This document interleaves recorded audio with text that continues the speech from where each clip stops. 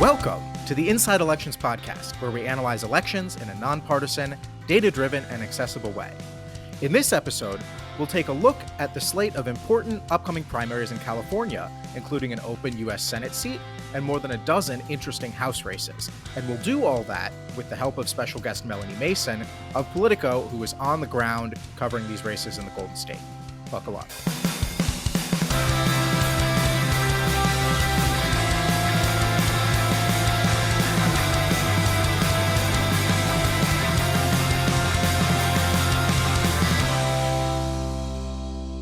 Hello, I'm Jacob Rubashkin, Deputy Editor of Inside Elections.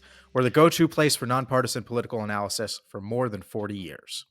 And I just got back from New York's 3rd District, which is on Long Island and also includes a little bit of Queens. And I'm Nathan Gonzales, editor and publisher of Inside Elections, and I've spent the last few days in Northeast D.C., which still does not have congressional representation on Capitol Hill. And my past few days have not been more interesting than yours, Jacob. On the ground with the special election going on in the 3rd District, what was it like to be there?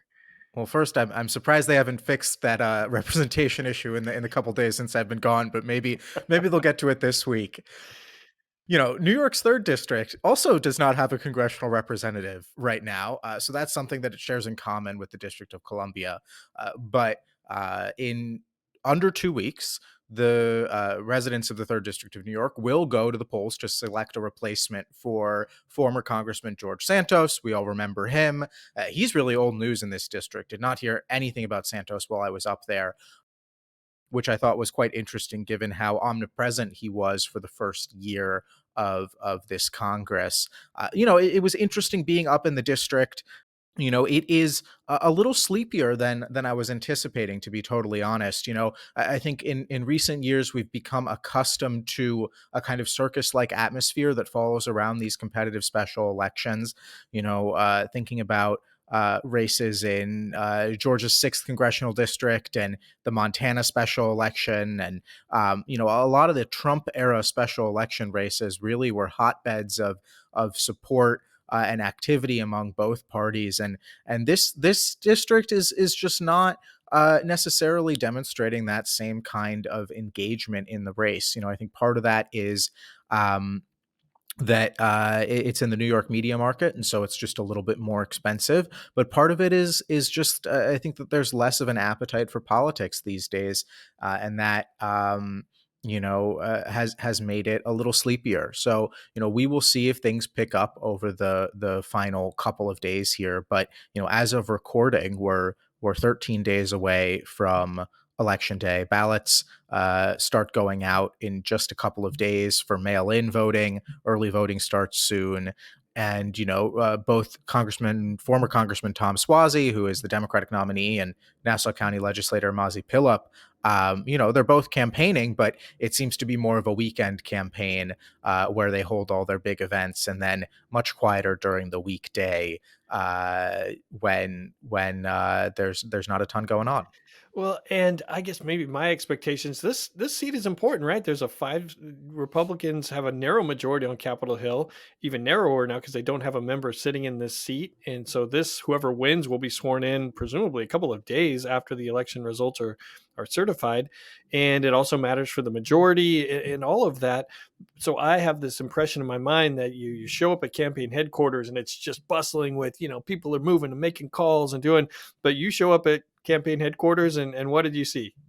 Yeah, so I checked out Suozzi campaign headquarters on Monday morning, and it was very quiet. It's located in an old Rite Aid in a shopping center in Glen Cove, which is where Suozzi is from. That's his base, and I think there was one guy inside at a folding table.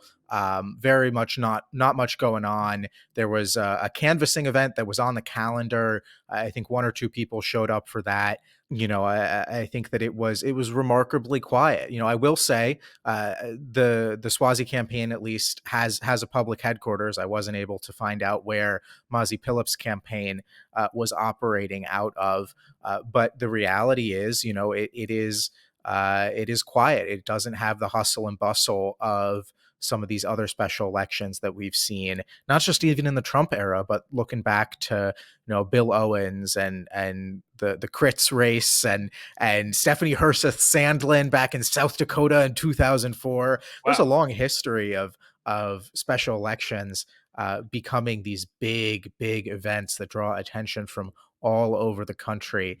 And it's not happening here. And I do wonder, whether both parties have a lot of incentives at this point to downplay this race in the run up to it. Democrats really don't want to uh, pin all of their hopes on winning this seat, for them to lose in territory that, by all accounts, they should be winning, given the presidential lean here and the voter registration advantage and all of that. If Democrats do say that New York is the key to winning back their majority, if they can't flip a seat in a special election, in the speaker to be's backyard. Hakeem Jeffries represents a district not too far from this one. That reflects perhaps poorly on their chances of reclaiming the majority, at least through New York. So they don't want to run the risk of building this race up to be a referendum on their ability to win back New York in the fall, only to lose it. Republicans, meanwhile, understand that they face some structural advantages in the district as well: voter registration, partisan performance, and they're also looking at a potential redistricting down the line in New York that Democrats will have control over. So I think that there's a bit more hesitation there, knowing that this district could get chopped up and made more Democratic in the fall, when the fight for the majority will be in full swing. So both parties have incentive to downplay in the run up of this race. Whoever wins, of course, will immediately turn around and say, this is the indicator, this is the clearest sign that we are on a glide path to winning a 300 seat majority in the House this fall, because that's how it always happens. Well, stay tuned for Jacob's dispatches from the third district soon, hopefully, right, Jacob? At InsideElections.com. And we'll have election results to chew over on the next episode of this podcast. So there Yeah. we go.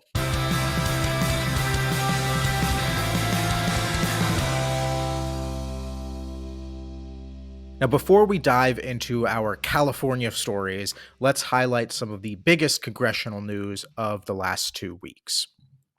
Now, Missouri Congresswoman Cori Bush is under investigation by the Department of Justice for alleged misuse of campaign funds to pay for private security, including to her now husband.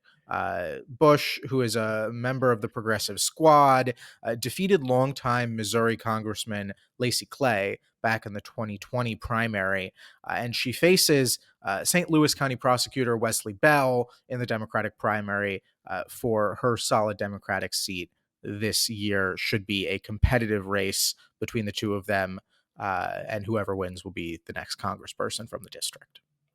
And last week, Maryland Democratic Congressman Dutch Ruppersberger announced he is not seeking re-election in the second district, which includes a tiny bit of Baltimore City, but areas to the west and east of Baltimore and the north of Baltimore, all the way up to the Pennsylvania border. This is a Democratic district, so the fight is really going to be for in the May 14th Democratic primary.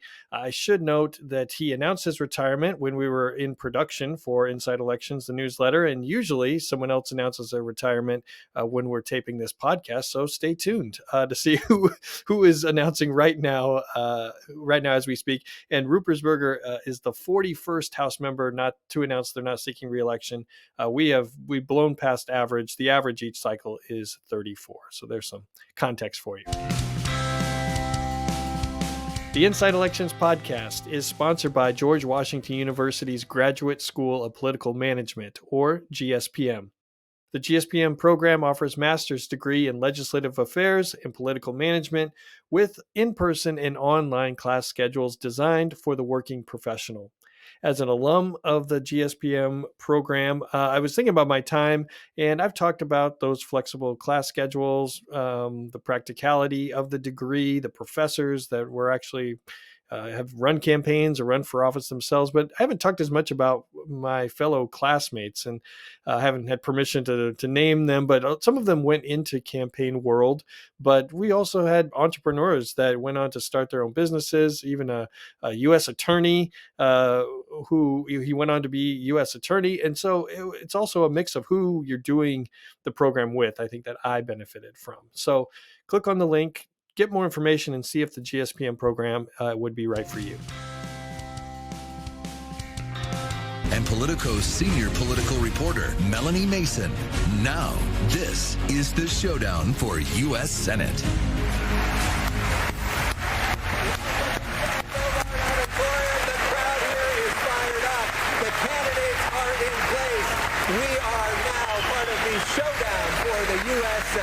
This will likely be the most competitive race for U.S. Senate that California has seen in decades. So that was from a recent debate for Senator Dianne Feinstein's old Senate seat, and we're excited to have Melanie Mason join us today. Melanie, welcome.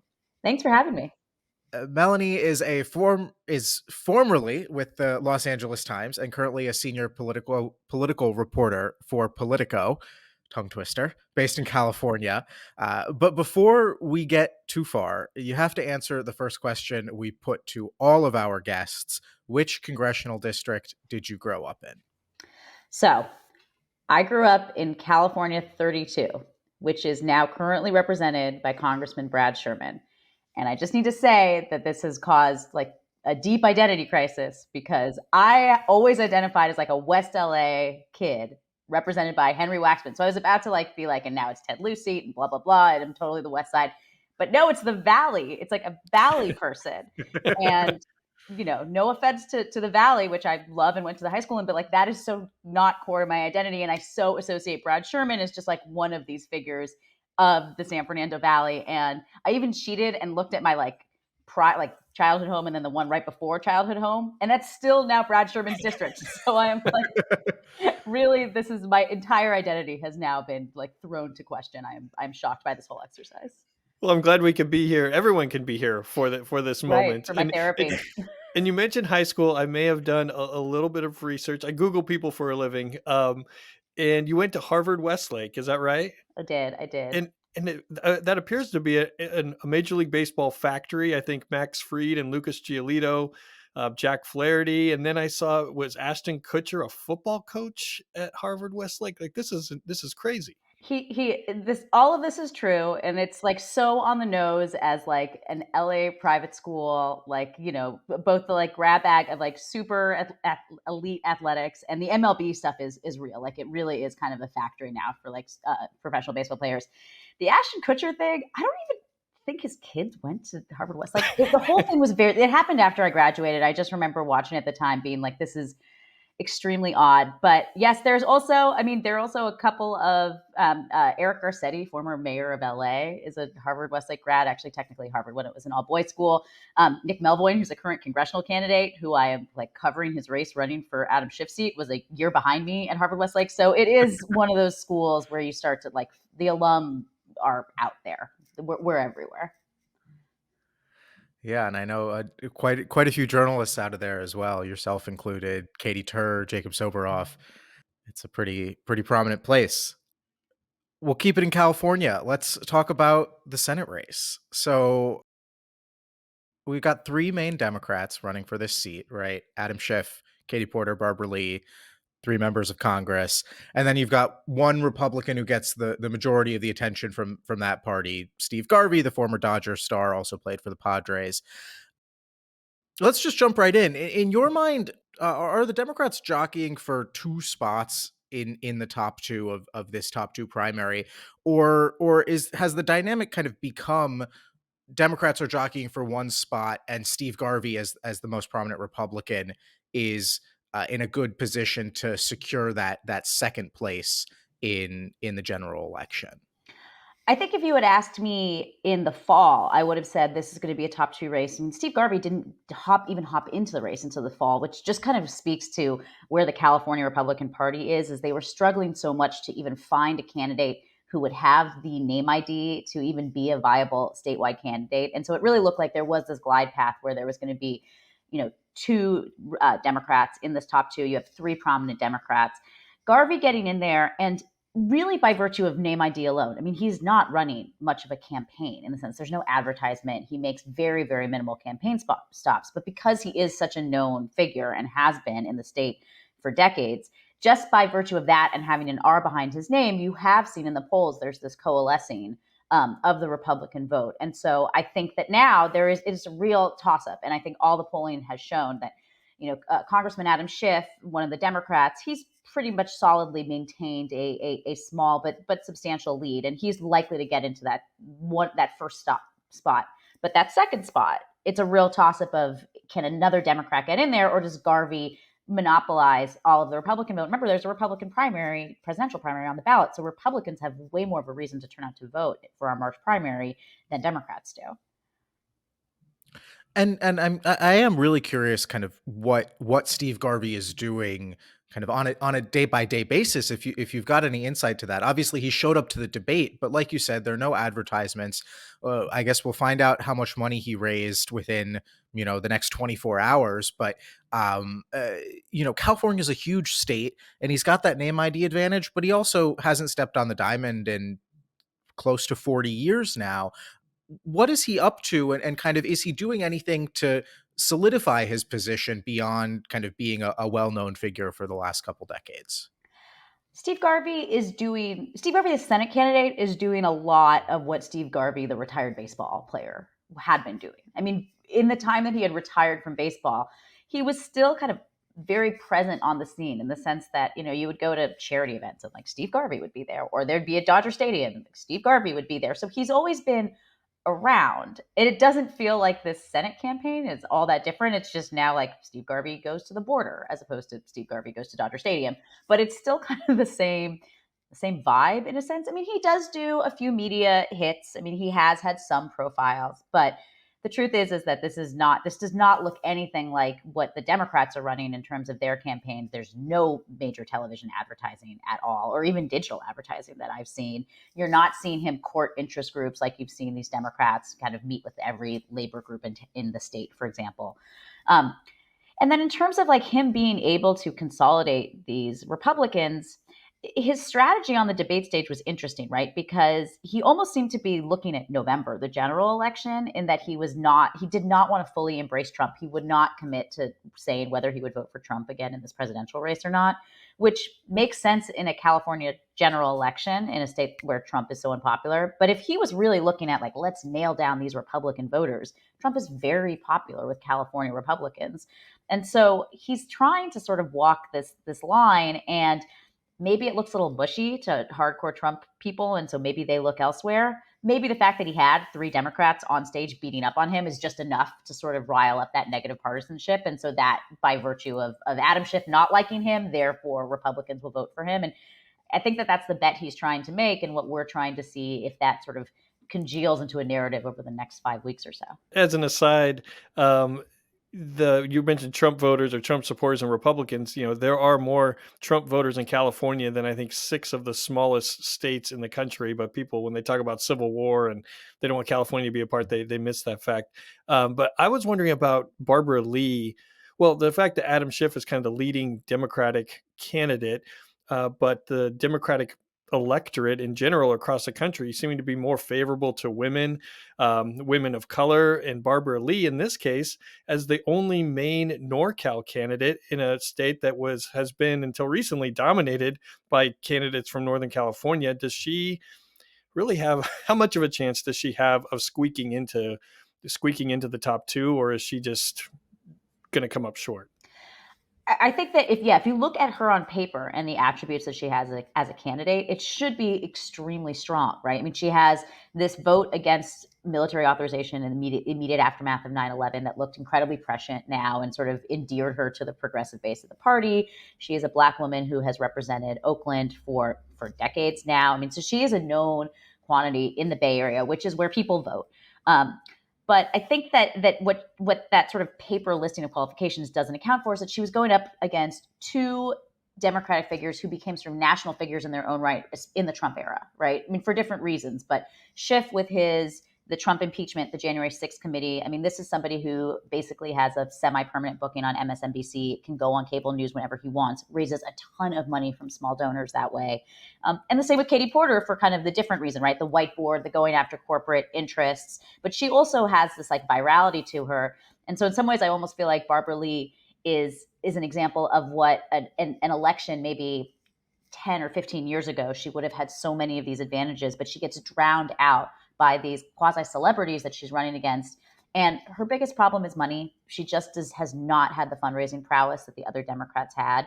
And so while she is pretty well known in the Bay Area, in the rest of the state, like here in Los Angeles, nobody knows who she is. I mean, so much of the debate she spent just introducing herself, doing this biography, trying to sort of explain through her own personal story how that sort of represents California's diversity. But it's, again, 5 weeks before the election, ballots are dropping in 6 days because we have all mail ballots out here. So it's really, really late for her to try to be establishing herself as a presence when you have such huge personalities on stage with her.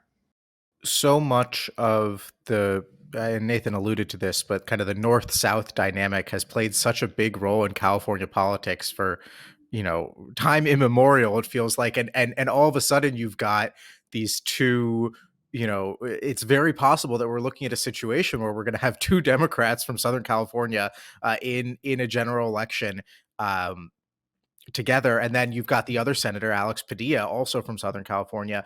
Is this does this suggest a larger realignment in kind of the fault lines of the state's politics, or is it more about kind of the specific circumstances of this one election that we're seeing perhaps that north-south dichotomy not play as big a role in the politics of the state? I think there is actually a larger shift going on because if you look over in Sacramento and you look at the state capitol and where the leadership is, we actually have two legislative leaders right now who are not from the Bay Area or from LA. They're actually from two rural areas. One's kind of near wine country, the other's in the Central Coast. And before that, we had a Senate leader who was from San Diego, who is now running for governor, because yes, the 2026 race for governor has already started out here. And so I do think that we are seeing just a kind of broadening of the geographic viability in the state of where candidates can come out of. I mean, San Francisco, between Jerry Brown and Willie Brown and Gavin Newsom and Kamala Harris, it was such a machine of churning out, the Burtons, like these like historic Democratic Party figures. And I think we're starting to see a bit of a break on that, on the Bay Area's hold on that. Now, does that like translate? Obviously, if there's two LA area senators, I mean, that's going to be massive after decades of Senator Feinstein and Senator Boxer, both from Northern California. So I think that that's going to be really significant.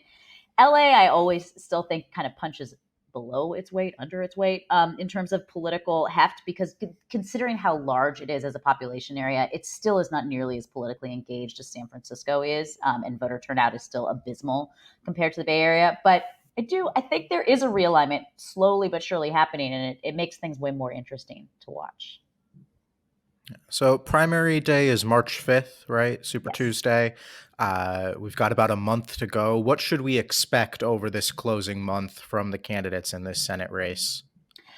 Well, I think the biggest question that I have is, does anybody, particularly on the Democratic side, come in to give Steve Garvey a boost?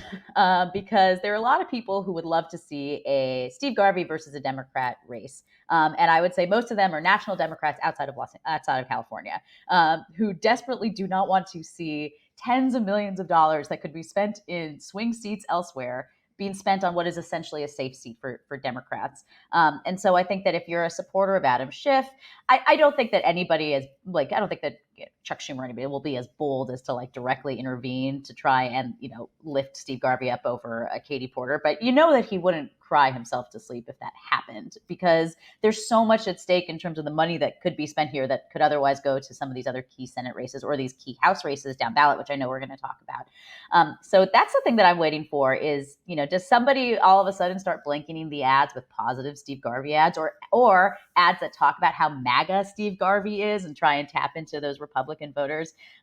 Steve Garvey himself doesn't have much of a campaign apparatus, but there's a lot of money going around that might come to his assistance. So that is the thing that I think that all of us political observers are waiting for, and we know that the potential is there, and just waiting to see if somebody wants to pull the trigger. So before we jump into those gazillion house races, can you take us behind the scenes of the debate? And I mean, how did the debate?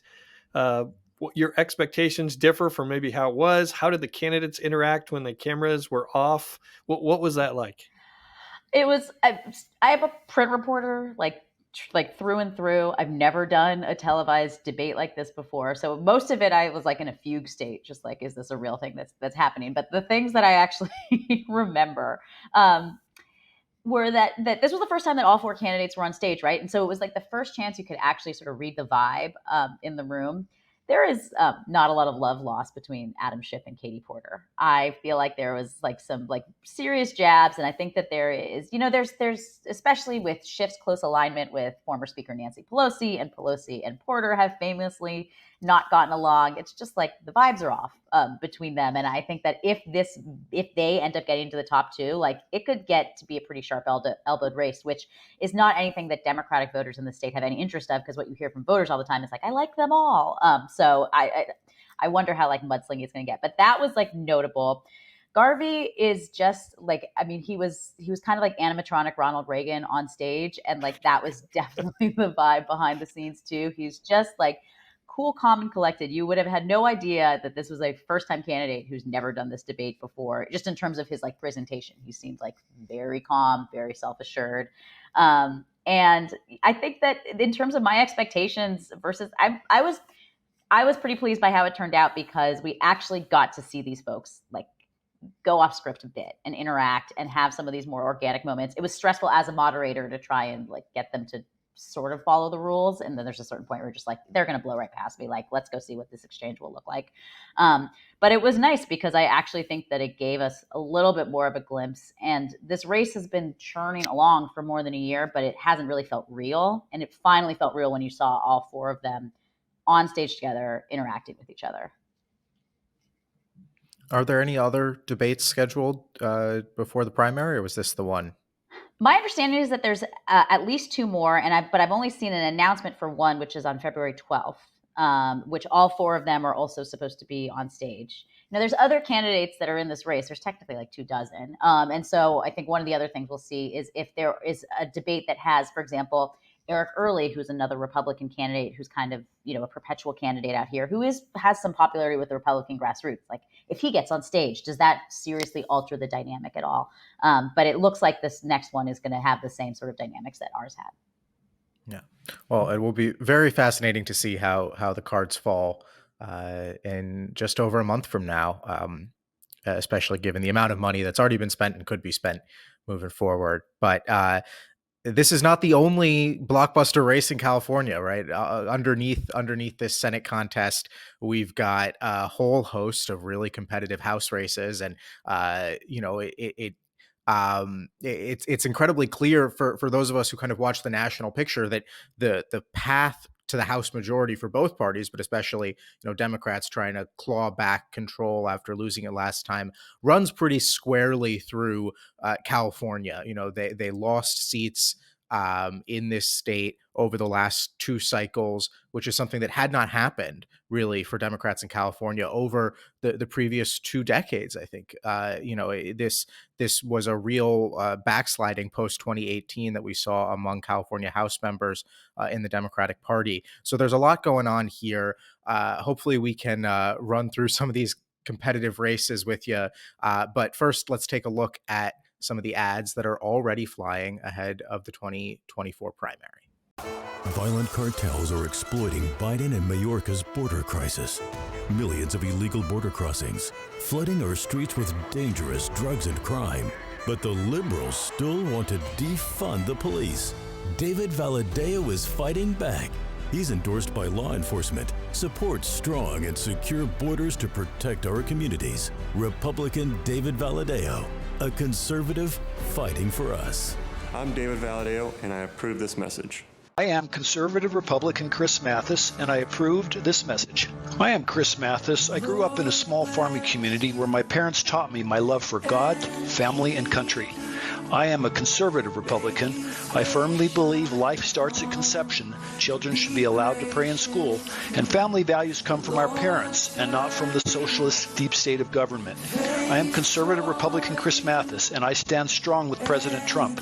America will never become a socialist country. This year's election is about who we can trust to deliver for Central Valley's working families and protect our privacy.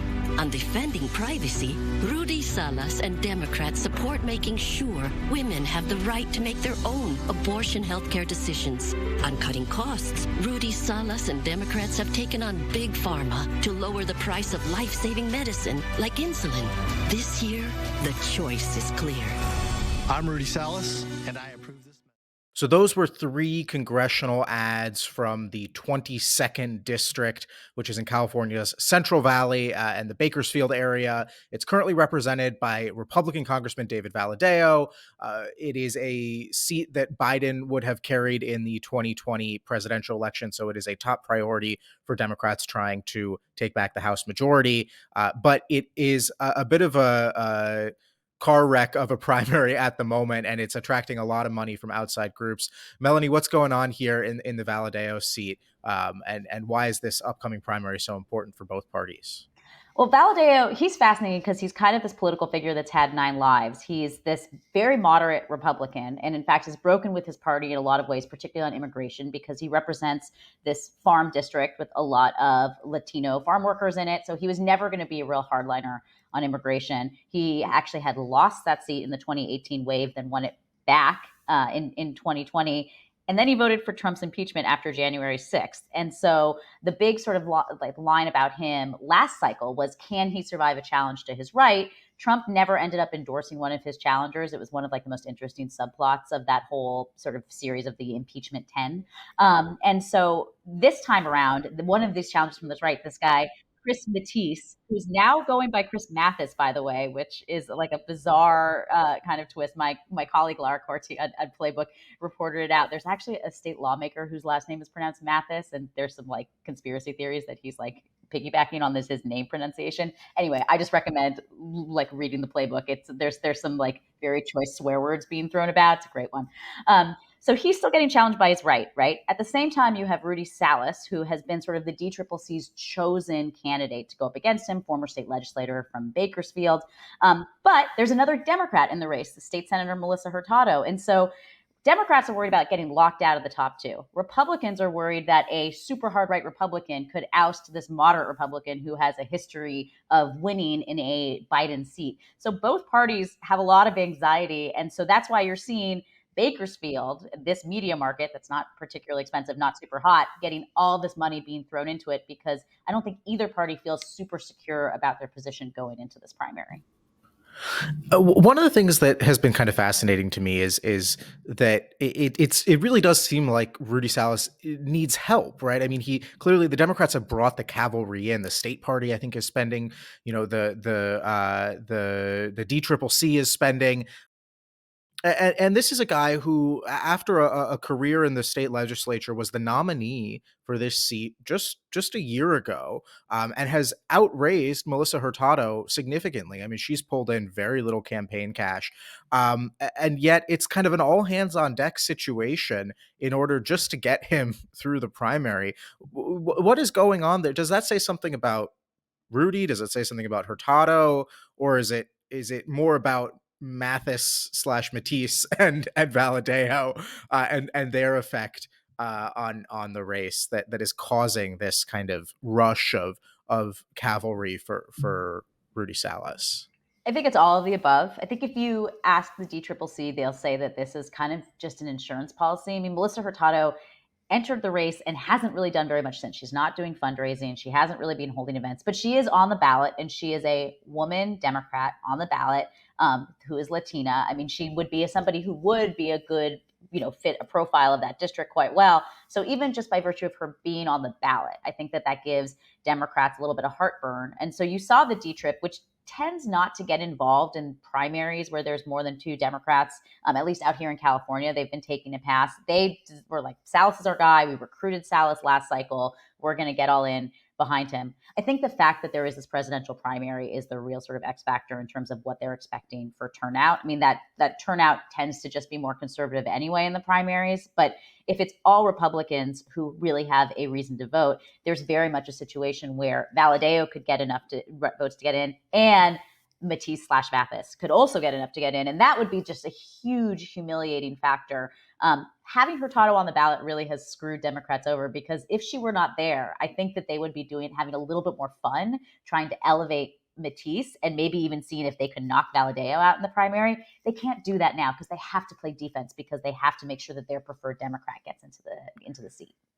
And I don't think we even mentioned that Valadao almost didn't make the top two in the 2022 election. So there's a lot of fear going on, and and there's concern probably on the Republican side, not because of Valadao's track record of winning, but if you are listening to this and not watching this on YouTube, you should check out the Mathis ad. The production quality is just not anywhere near what we would call sort of a normal congressional campaign. I mean, it is, it's a little rough around the edges from an editing and production perspective. So if Valadao doesn't get in and Mathis, then it would take a lot of outside money. Republicans would have to prop up him in the campaign, and this, we have this race rated as tilt Republican, but depending on the outcome of this primary, that rating could go a lot of different directions. I will just also add that this is one of those races where Kevin McCarthy not being speaker really matters. Kevin McCarthy represented the neighboring district, close friends with Valadao, and really sort of saw it as his own personal responsibility to make sure that Republicans kept that seat. He convinced Trump not to endorse either Mathis or another one of Valadao's top, hard right challengers last cycle, so that there wouldn't be sort of a hard right coalescing to knock Valadao out. Now McCarthy is gone. You don't have that fundraising prowess. You just don't have that sort of muscle in the Valley like you used to. And it could be a serious ripple effect in this swing seat. So there's also another Central Valley seat that we're paying close attention to, the 13th District. Republican Congressman John Duarte facing a rematch against former state assemblyman Adam Gray, who was the nominee last time, one of the closest, I think the second closest House race in the country last time, closest one in California. But those two are headed to the general election. They were the only two candidates to file there. I want to take a look at some Southern California races. We'll start with the one that I think is probably the messiest primary of the entire state in a lot of ways. The race to succeed Katie Porter in coastal Orange County and Irvine. You've got Republican Scott Baugh, the repeat challenger, lost to Porter narrowly last time, but the Democratic side much less settled. What's going on here with Dave Min and Joanna Weiss? It's a mess, as you said. So Dave Min sort of seemed like he was sort of the chosen successor. Katie Porter endorsed him. They actually had a very nasty primary in 2018, but have since come together. He's a state senator, former UC Irvine professor, which is the Katie Porter connection. But then last spring, Dave Min got a DUI in Sacramento after a night of receptions with lobbyists. And while he has been kind of on this apology tour since, I think that then gave a lot of attention over to Joanna Weiss, who was a lesser known candidate. She's never run for office before, but she is a political activist. She formed a sort of women's political action group in Orange County. And that group sort of symbolic of the 2018 wave that we saw in Orange County for Democrats. A lot of these suburban women in these, kind of purplish areas in Orange County really getting galvanized. And she was sort of right at the heart of that. So she gets into the race, and it's just been sort of a slugfest between these two Democrats. We just saw Emily's List, which has really gone all in on Weiss. I think that she's really their top candidate in the country this year. They've just announced $1 million ad buy that they're going to be trying to elevate. Right now, it's just all positive ads, sort of introducing Weiss to the voters, but there's that possibility that it could turn negative, that they start using the DUI against Min. I mean, it's really boiled down this question of who is most electable, who are the Democrats, which is the Democrat that's most likely to retain the seat that, Katie Porter, for all of her political talents, had a really hard time holding on to. This is just not a slam dunk for Democrats holding on to at all. So you're seeing these competing theories of electability. Meanwhile, Scott Baugh is just as ecstatic, right? Because he can watch them blood each other up. He does have a challenger on the right Max Ukropina. So there is kind of a sort of MAGA contingent, but for the most part, Republicans seem to have consolidated around Baugh. His fundraising has been very strong, and he can sort of like sit back and watch these two Dems sort of wail on each other, and wait to see who he goes up against in the fall. But I think that there's a lot of angst in Democratic circles about this seat because you had somebody like Porter, and when you lose a political talent like that in that seat, I should say Min has a lot of sort of other establishment support. I mean, he has the state party endorsement. He's got a ton of labor unions. He's actually got the police unions, which is what he uses to offset the DUI thing. It's like, but the cops still like me. So maybe he'll have enough of that sort of institutional Democratic support, plus the name ID of being a state senator. That could be enough to get him over. He also, as a Korean American man, sort of also represents this changing face of Orange County, right? The fact that this is a district that has such a large Asian American population, there is, I think, another conversation going on, which is like, is this an AAPI seat? Is this a seat where you should see the ascendance? And of course, right next door, you have Michelle Steele, a Republican who sort of represents the Republican gains in the Asian American community in Orange County. So it's a whole lot of swirl, I guess, that's bundled up in this one race that kind of like is a bunch of threads of California politics all combining into one. And it'll be interesting whether it's the 47th district here, or we'll talk, I think, about the 45th district in Steele in a second. But what does Orange County do at the presidential level, right? It was Orange County generationally Republican, clearly didn't like Trump, went against Trump. But now is there a shift, right? Does Biden, in his actions in office, does that remind some historically Republican voters about why they never voted for Democrats until recently, or does it continue down the path that it is, and with Trump on the ballot? So I'm interested to see what happens. Biden won this 47th district pretty handily, but does that happen? Does that happen again? Well, or do voters split, right? I mean, these like mythical split ticket voters, like that's actually become a real thing in Orange County. I mean, we saw in 2020, as Biden was doing so well in these districts, Republicans were also gaining in those districts. And so clearly there are voters who do not like Trump at all, but have not necessarily like spilled that over to the Republican Party writ large. And so I think that is to me the real question of if Democrats can peel back some of these voters on the House side, even if they feel more comfortable about where they'll end up when it comes to the presidential.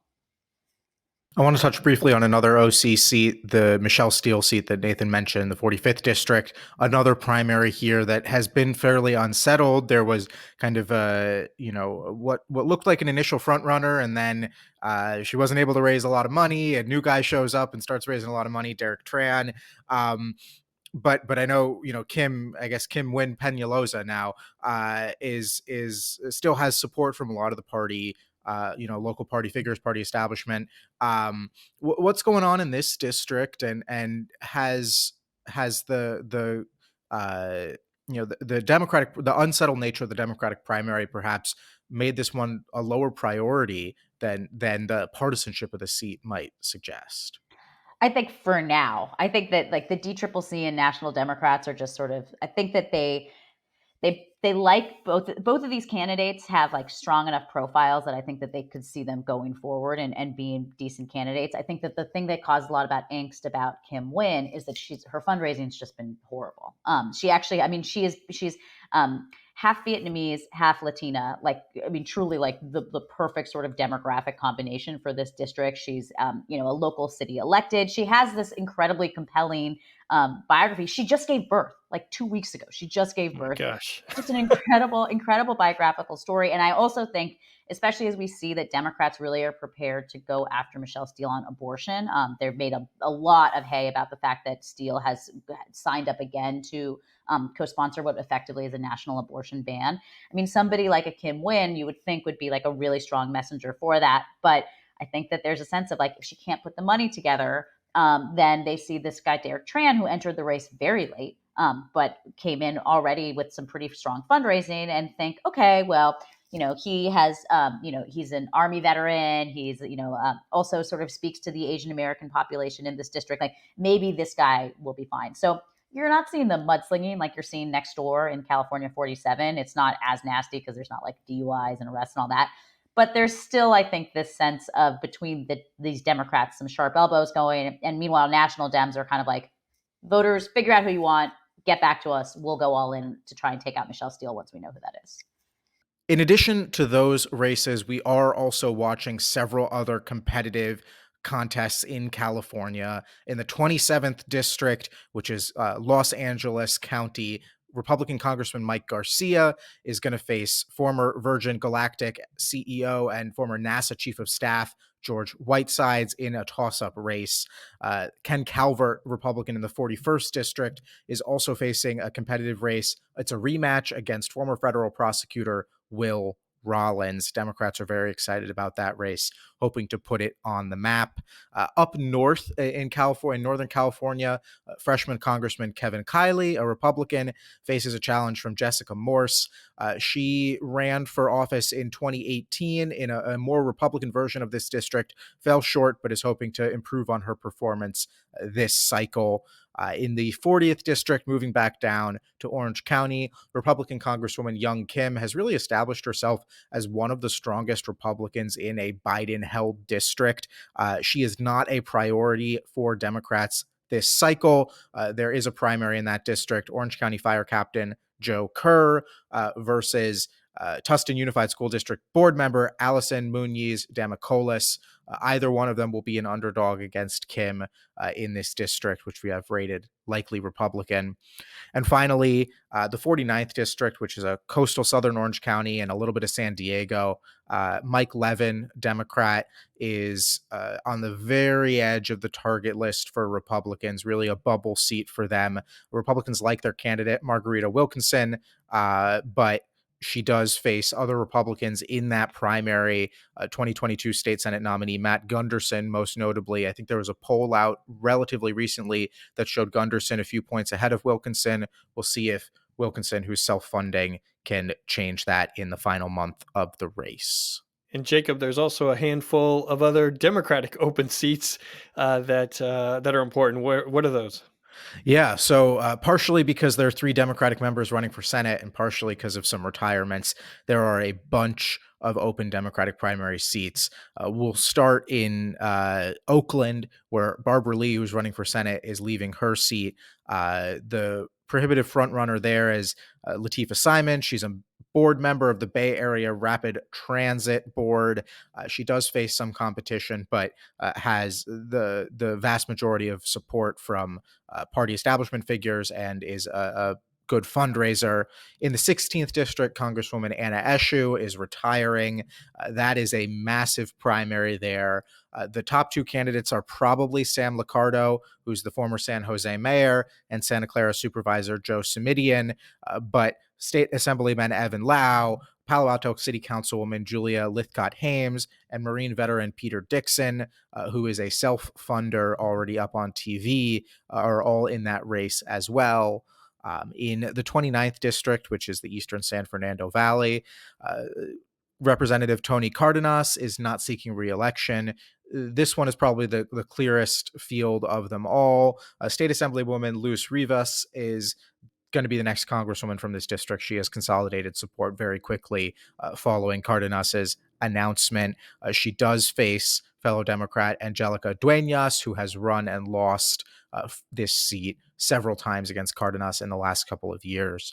In the 30th district, we're almost there. Congressman Adam Schiff, of course, running for Senate. Big primary there to replace him. Former Los Angeles City Attorney Mike Fewer, State Senator Anthony Portantino, State Representative Laura Friedman, School Board Member Nick Melvoin, who Melanie mentioned a little earlier, and actor and former star of Boy Meets World, Ben Savage, all in that race. Solid Democratic, of course, in the Burbank and Glendale area. And then the 31st District, Eastern San Gabriel Valley, Congresswoman Grace Napolitano is retiring at the end of this term. A bunch of candidates running to replace her, most notably former Congressman Gil Cisneros, who represented a different part of the state in Orange County last cycle. Not last cycle, last decade, really, from 2018 to 2020. He is in the mix there. State Senator Susan Rubio, the other major candidate, though State Senator Bob Archuleta, former Monrovia Mayor Mary Ann Lutz, and self-funding attorney Greg Hafif are all in the mix as well. There's also, in addition to those Democratic primaries and open seats, a Republican open seat primary that's brewing and will actually come up well before November, and that's the special election to replace former House Speaker Kevin McCarthy, who resigned his seat at the end of last year. This is also a Central Valley kind of Bakersfield seat. Melanie, what's going on here? Because it hasn't been the cleanest primary so far either in this special election to succeed McCarthy. The way that I described it, particularly as all unfolding, is like this is such a perfect microcosm of like Kevin McCarthy's year that it's just like starts out with such promise and then like is a big old mess. And so when he announced that not only was he going to be retiring, but that he was going to be resigning, that set off this sort of scramble of who was going to be to run in his place. And essentially what happened is that there were two very prominent state lawmakers who both seemed like strong candidates. And there was a little bit of like waiting on the other. Vince Fong, who was McCarthy's former district director, he's a state assembly member, says, I pass, I'm not going to do it, deferring to State Senator Shannon Grove. And then Shannon Grove surprises everybody and is like, actually, I'm not going to run. Problem is that she said this after the filing deadline where Fong had already filed to run for re-election as an assembly member. So then we have this kind of like unprecedented panic where Fong goes, psych, I'm actually running for Congress anyway.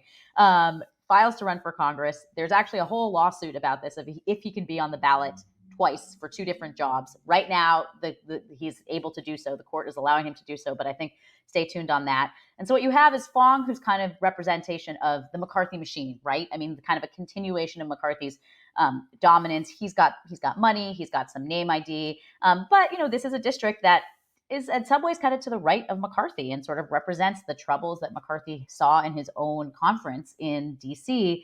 And so we are seeing some other challengers to the right, including kind of a perpetual MAGA guy named David Giglio, this Tulare County Sheriff Mike Boudreau, who sort of seems to be trying to split the difference. He's MAGA, but not that MAGA. There's a self-funder who's a casino magnate from Fresno. It's basically like everybody in the pool, and it's exactly what I think McCarthy did not want to happen, because remember, McCarthy got elected to Congress by basically being the designated heir to his mentor, Bill Thomas. And that was such a smooth sort of transition. This has been anything but smooth. It's going to be a Republican, almost certainly. There are some Democrats, but like this is a red seat. But this is not like a well-oiled machine that has been operating. And I think that is, again, kind of representative of the year that McCarthy has just had. What happens if Fong is? I mean, if the court ultimately decides that Fong isn't eligible to stand for election in this primary? I mean, do they have to make that decision before the March 19 primary? Is he before the March 5 primary? I mean, if they decide after and he wins, do they run the election? I mean, how does this all play out? I mean, I'm making like the shruggy emoji because I feel like that's where we are right now.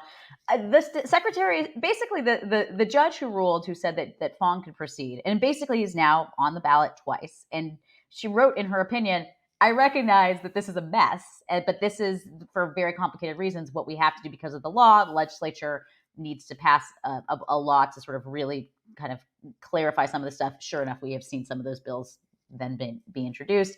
But while the Secretary of State has appealed this ruling, everything's moving at a very lackadaisical pace. There has not been an appeal scheduled or heard yet. So I don't know. I mean, it was really interesting talking to all of these legal experts as we were moving up to this case, and how many people being like, haven't seen this before. Or I guess, technically there was a state lawmaker who also served in Congress in the 19th century. So I guess in some ways, Vince Vaughn, maybe he could do both jobs. It's a dream. Two dream jobs. Is he also? He's also going to be on the ballot for a state assembly seat. Yeah. Is that right? Wow. Yes. Huh. Yes. It is. What a mess. I feel like the word that keeps coming to mind is one that I don't think is fit for family programs. I'm not going to say it, but needless to say, this is Thank you. Very Keystone Cops-esque of how this is all played out. All right. Wow, that'll be one to watch.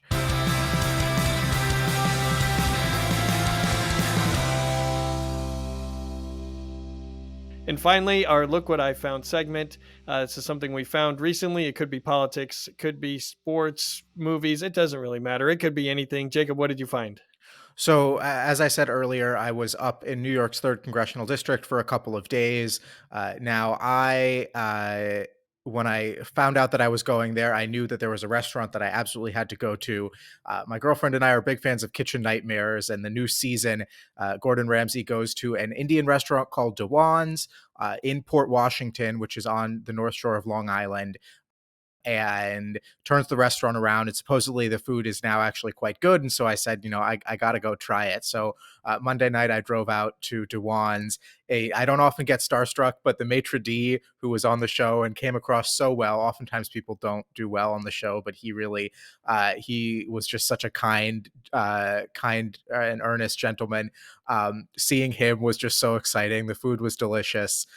So I didn't discover it, obviously, because it was on a network TV show, but Dewan's in Port Washington, it was just a real treat to get to go there and enjoy some food. So it met or even exceeded expectations, it sounds like. Yeah, no, it was a great time. It was a lot of food. It was tasty, and they were all very nice. And the restaurant's beautiful. Gordon's guys did a good job cleaning it up and making it a really nice experience. Nice. Mel, what did you find? So I am kind of a garbage person, and the thing that I do to unwind is watch reality television, which I'm thrilled to just admit to you all. But I found what I think is just like perfect reality TV, like brain floss, which is this show called The Traitors. It's on Peacock.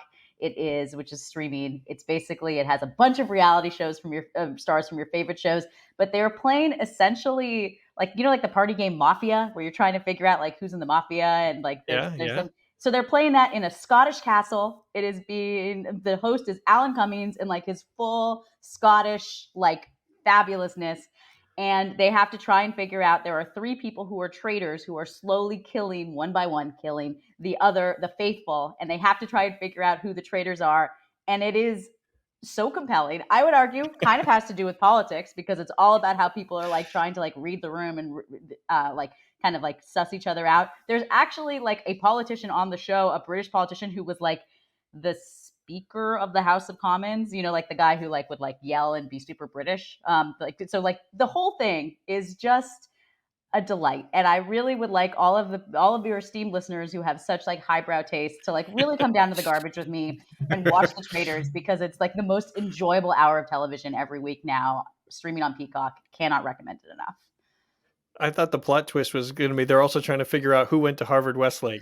Like that was like who in this room. Slowly, we're gonna weed out these alums.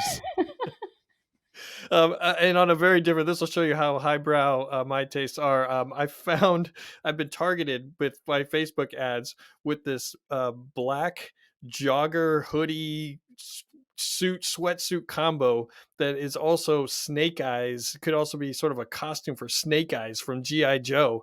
And I was like, instead of just dismissing it out of hand, my nostalgia gene is so strong. I'm like, maybe could I see myself wearing this Snake Eyes jogger suit out on H Street in DC? So I don't know. This is why people come to this, for fashion advice, or maybe I'm seeking fashion advice. I have not purchased it. It is pricey, but I guess it's probably a limited run on how many they're producing of this because of limited demand. Where were you served this ad? Was this just like an algorithmic like? Yeah, on Facebook, because I'm old, so I guess I'm still on on Facebook. It's got me. It has me figured out that at least has appeal to me. But I think if you've now like discussed this publicly, I think that now by like the laws of shopping and fashion, it means you do have to purchase it. Or I might need to crowdsource the, the funding. Tune into the next episode of Inside Elections on YouTube, and you'll see Nathan in his full G.I. Joe guys regalia. That's great. Well, anyway, Mel, thank you for joining us and participating in all aspects of this episode. We appreciate it. Thanks for having me. This was a lot of fun. And that is all the time we have. We took a deep dive into the March 5 California primaries, including the Senate race and a ton of House races. Thank you for joining us. At Inside Elections, we provide nonpartisan analysis of congressional, presidential and gubernatorial races. With a combination of reporting and data, we break down the key races and bring valuable context to complex elections. Go to InsideElections.com to subscribe to the bi-weekly newsletter. We've got individual subscriptions and group packages that are tailored for association and corporate PACs. If you liked this episode, please subscribe to the podcast and rate us on your favorite platform. If you're watching on YouTube, hit the thumbs up button, leave a comment, and subscribe. If you don't like today's episode, please email Ben Savage. We also want to thank our producers, Alan Tusinski and Melissa Lenner of Pretty Easy Podcasts, and associate producer Conrad Tolosa. Please come back and join us next time.